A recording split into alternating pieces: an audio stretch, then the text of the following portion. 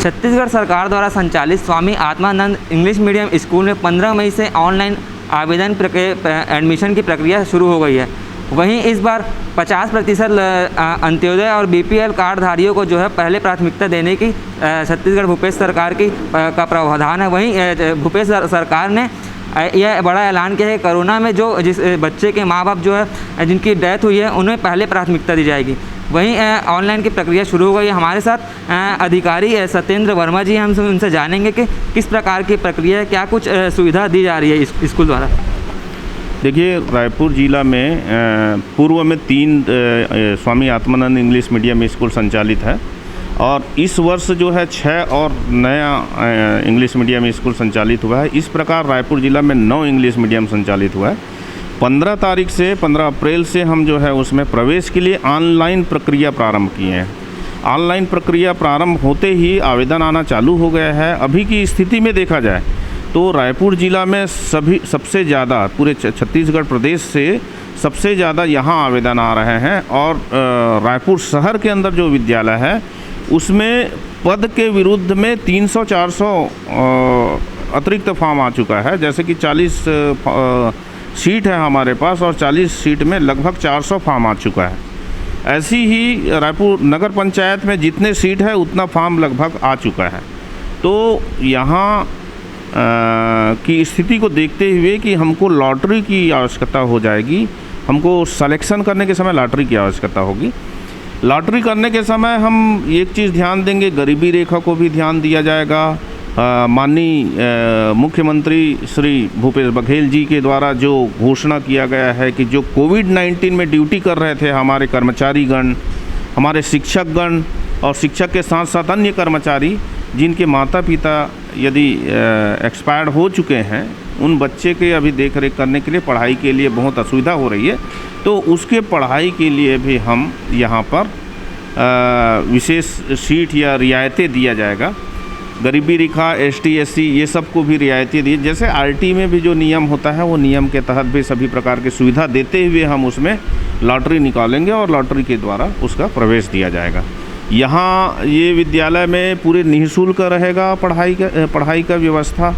इस विद्यालय में पुस्तकें भी फ्री में मिलेगा, यूनिफॉर्म भी फ्री में मिलेगा और किसी भी प्रकार की फ़ीस जो है नहीं रहेगी। शासकीय विद्यालय है और शासकीय विद्यालय के अनुसार नियम की तहत जो है पढ़ाई होगा और अच्छी पढ़ाई होगी। इसमें यहाँ शिक्षकों की जो भर्ती की प्रक्रिया भी हमारे यहाँ चालू हो गया है।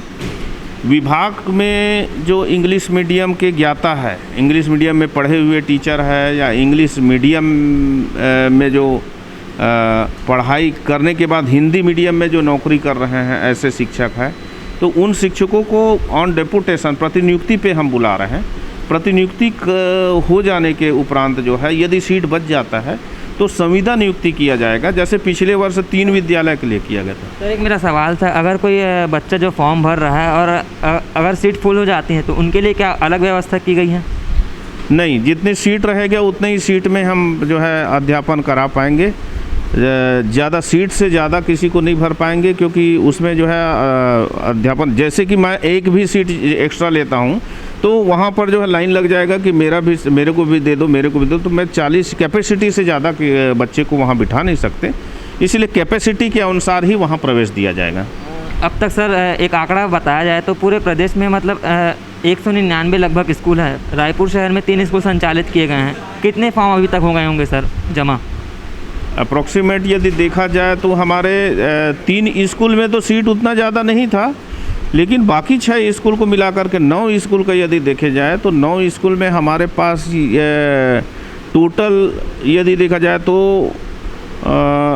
लगभग 6000 के आसपास सीट है और 6000 के सीट में हमारे पास लगभग 9 से 10 हज़ार फॉर्म आ चुके हैं।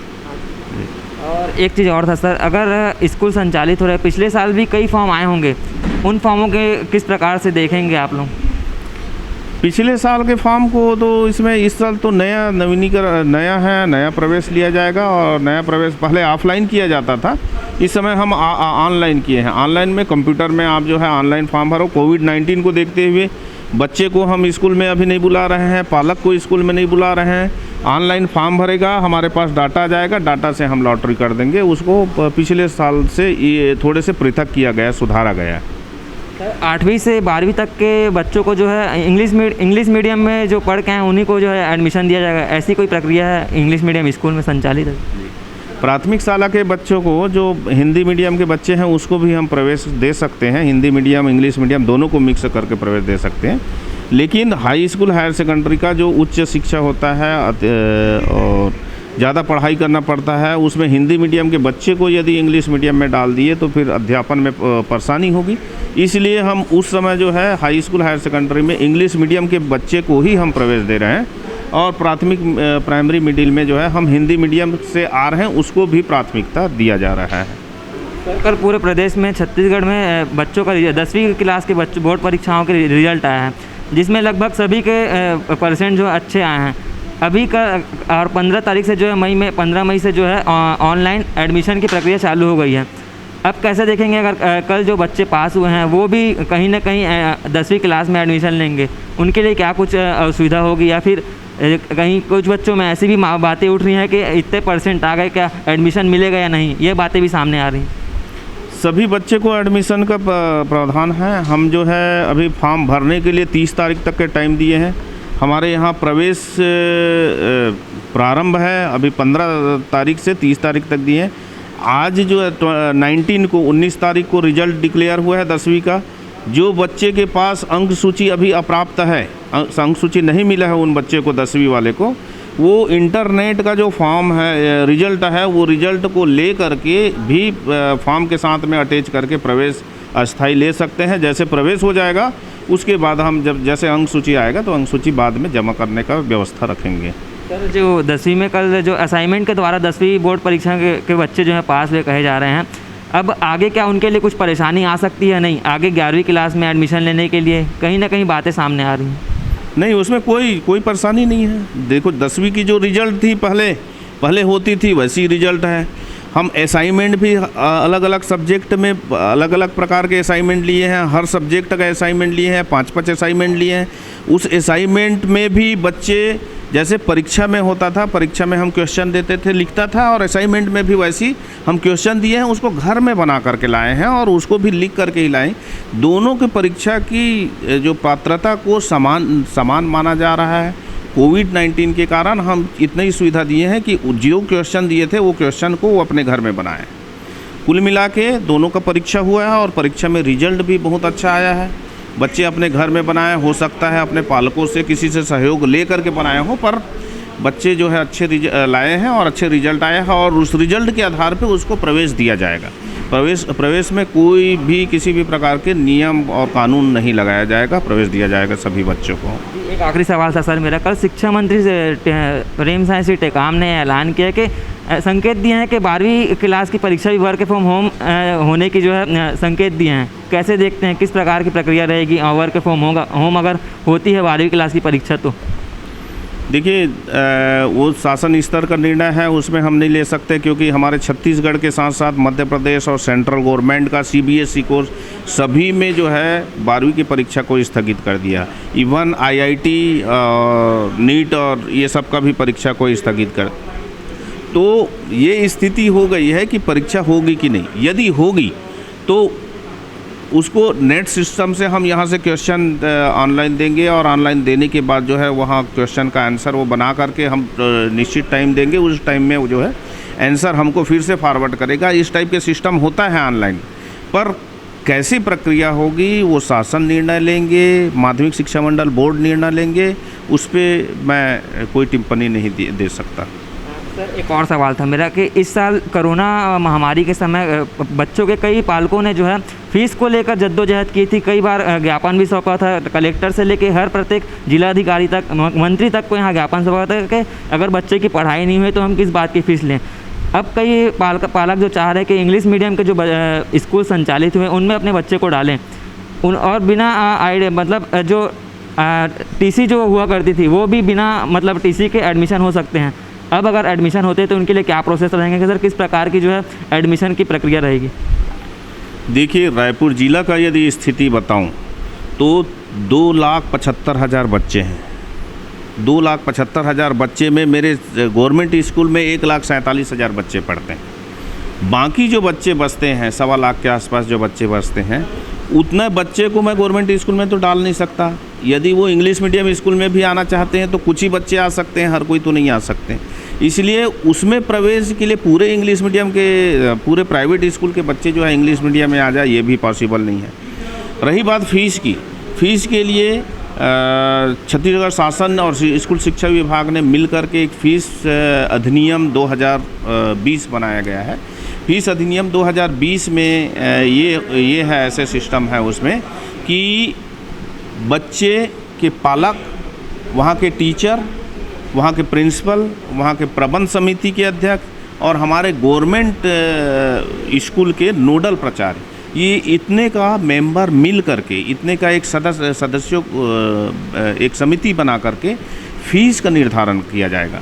और फ़ीस का निर्धारण करने के समय पालकों का राय लिया जाएगा कि पालक जो है कितना फ़ीस देने में सक्षम है, कितना फ़ीस दे सकते हैं, क्या ज़्यादा हो रहा है फ़ीस, क्या कम हो रहा है, पूरे उसके द्वारा कैलकुलेशन किया जाएगा, एनालिसिस करेंगे, उसके बाद ही निर्धारण होगा। यदि निर्धारण में किसी भी प्रकार की समस्या होती तो जिला स्तर में वो फीस समिति जो है हमारे पास आएगा, उसके निर्णय जो है जिला समिति करेगा, और जिला समिति नहीं कर पाएगा तो राज्य समिति करेगा। तो उसमें 3 लेवल का एक समिति बना हुआ है। तो फीस का निर्धारण करने के लिए हमने समिति बना दिया है। अब निर्धारण पालक करेगा, पालक के निर्धारण के बाद जो है फीस दिया जाएगा। ये लॉकडाउन के समय में जो पढ़ाई नहीं हो रहा था, उसमें जो है बच्चे स्कूल नहीं आया, और स्कूल नहीं आने के कारण फीस ले रहे थे। इसके संबंध में हाई कोर्ट ने स्पष्ट निर्णय दे दिया है, स्पष्ट निर्देश जारी कर दिया है कि हर बच्चों को, चाहे वो स्कूल जाए या ना जाए, ट्यूशन फीस देना आवश्यक है। ट्यूशन फीस इसलिए लिए जाने या दिए जाने की बात की है हाई कोर्ट ने कि हर विद्यालय ऑनलाइन पढ़ाई करा रहे हैं, चाहे व्हाट्सएप के माध्यम से या वीडियो कॉलिंग के माध्यम से या मीट वगैरह जो भी सोशल जो मीडिया है उसके माध्यम से वो अध्यापन करा रहे हैं। उस अध्यापन के एवज में ट्यूशन फीस मांगा जा रहा है और ट्यूशन फीस देने का निर्देश दिया गया है। सर, जो बच्चे अभी उस स्कूल से निकल कर जिनकी टीसी नहीं दी गई है फीस के वजह से, अब अगर दूसरे स्कूल में अगर वो एडमिशन लेते हैं तो क्या उनको कुछ परेशानी का सामना होगा, उनके पालकों को नहीं होगा? स्वाभाविक है, परेशानी के सामना होगी। जब हाई कोर्ट ने आदेश दे दिया है ट्यूशन फीस जमा करना है, अब उसके बाद पालक और बच्चे जो है वहाँ से फीस नहीं जमा किया और सीधा दूसरे स्कूल में चले गए, दूसरे स्कूल में एडमिशन लेंगे। दूसरे स्कूल में एडमिशन तो उसमें टीसी के बगैर नहीं दे रहे हैं, वो अलग बात है। लेकिन मान ले जाए दे भी गया तो जिस स्कूल में दिया है उस स्कूल को भी वहाँ का फीस जैसे कि बढ़ेगा, 5,000 होगा या 10,000 होगा, जो भी है। उसके बाद जो है फिर वो स्कूल को छोड़ेगा, तीसरे स्कूल जाएगा, तीसरे स्कूल में फिर पढ़ेगा साल भर, फिर छोड़ेगा चौथे स्कूल में। इस प्रकार की ये प्रक्रिया चलते रहेगी पालक का। तो वो स्थिति को भी देखना पड़ेगा। जो पढ़ाई हुआ है, जो स्कूल में एडमिशन लिए हैं, तो फिर वहाँ का फीस दिया जाना उचित है, और दे करके वहाँ पर से टीसी ले दूसरे स्कूल में एडमिशन ले क्योंकि पढ़ाई जो है किसी न किसी माध्यम से कोई न कोई स्कूल पढ़ा रहे हैं। मैं किसी स्कूलों के सपोर्ट में नहीं कर रहा हूँ, हमेशा बच्चों के सपोर्ट में कर रहा हूँ कि बच्चे पढ़ाई कर रहे हैं तो पढ़ाई के मेहनताना उस स्कूल को दिया जाए। ऐसे हाई कोर्ट का निर्देश है और उस निर्देश का पालन किया जाना चाहिए। तो ये थे हमारे साथ छत्तीसगढ़ माध्यमिक शिक्षा मंडल के IAS प्रशासक सत्येंद्र वर्मा, जिन्होंने बताया कि अभी जो 15 तारीख से जो मई में जो है एडमिशन, बच्चों के एडमिशन हो रहे हैं, उनमें समुचित बहुत से बच्चों का जो है एडमिशन आ रहे हैं और कईयों के फॉर्म जो है सबमिट भी हो चुके हैं और कई फॉर्म जो है आ भी रहे हैं। अब देखना होगा स्कूल की जो है एडमिशन पे लेकर प्रक्रिया किस प्रकार से जारी रहेगी। TCP 24 के लिए कैमरा पर्सन अरुण जंगेल के साथ Nitin Namdev, Raipur. TCP 24 number 1 growing news network.